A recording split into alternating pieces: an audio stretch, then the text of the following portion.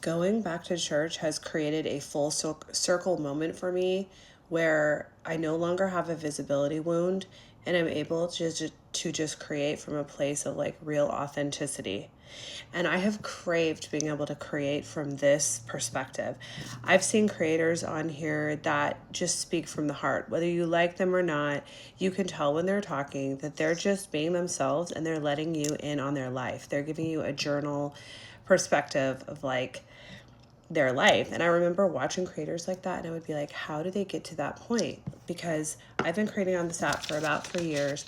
I'm going to be honest though, my very first viral video was me just talking off the cuff. So I should have learned from that. Like, this is what people want. This is how people trust and resonate with you, is when you're actually being yourself. But it took me 3 years of like trying to figure out lighting, trying to figure out microphones, trying to figure out like a script to recognize that like it's just me being myself actually that connects me with other people. And that at the end of the day is why we make social media. It's to connect with other humans. It's to get other humans' stories. It's to feel more connected and more like a one cohesive unit. It's to bring us all back together to where we came from as one source consciousness. But a lot of people get stuck in like the clout, right? It's the ego gets in the way. And I would totally be lying if I said that that wasn't me for the last 3 years. It was more like, this is what it really stemmed down to. And this is how going back to church has brought me around full circle to this moment of pure authenticity. I think I had a visibility wound. It wasn't so much like my ego and me wanting to go viral every time and me wanting to have the clout and the popularity. I mean, I'd be lying if I said I didn't have a little bit of that because I'm human. But for the most part, I had a visibility wound. And it's related to church because I had been out of my church of my forefathers, the Mormon church, LDS church, for 7 years. And I was out in the secular world. It was absolutely necessary. I found my voice. I empowered myself. I had to go through an awakening. But I think going through that awakening also at the same time made me bury a lot of things that I hadn't processed, a lot of shame from my past, a lot of shame over past decisions. And, you know, it was like putting myself out here on this app. I was kind of always running from my past. And I wanted to actualize it and I wanted to, you know, integrate it into who I am so that I can just be here and just be all of me and just show up exactly how I am, like scars and all, right? But because I had walked away from church, I had kind of bypassed almost what I needed to walk through that and face myself. And I think going back to church has been like the ultimate act of humility, because I've had to say, yeah, I was an ex-Mormon. Yeah, I had my records removed. And I talked a lot of shit about the church. Go back and watch my videos. You'll see it all. And yet something's missing, something deep within me, in this actualized version of myself that's grown and healed so much 7 years in the secular world. There's something inside of me telling me that I need to give church a chance.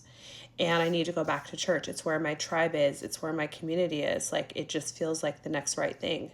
It took so much bravery for me to even go to church, let alone talk about it on this app, let alone let it be public for everyone to see, for all the old people in my life that saw the old version of me that was angry and mad and disgruntled and broken and, you know, unworthy. See that, yeah, I'm going back to church. And I know that I knew they were going to have their judgments, and it was so scary for me to even step into that church building, let alone talk about it. But once I started talking about it, it was hard at first, but I did it because this is like a habitual thing that I do. I process what I'm going through on this app. I process my emotions on this app. I started to talk about going back to church, and I got so much support in the comment section. Like, thank you so much, because it helped me to continue forward through my visibility wound and keep talking about it. And it actually helped me heal from my visibility wound.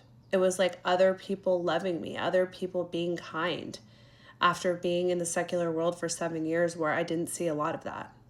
And so I'm grateful for the people in the comment section and the people that have reached out to me personally and texted me and said, hey, I saw your video. Welcome back. How are you? It's so beautiful. It actually helped me to heal. And I feel like I've come around full circle now.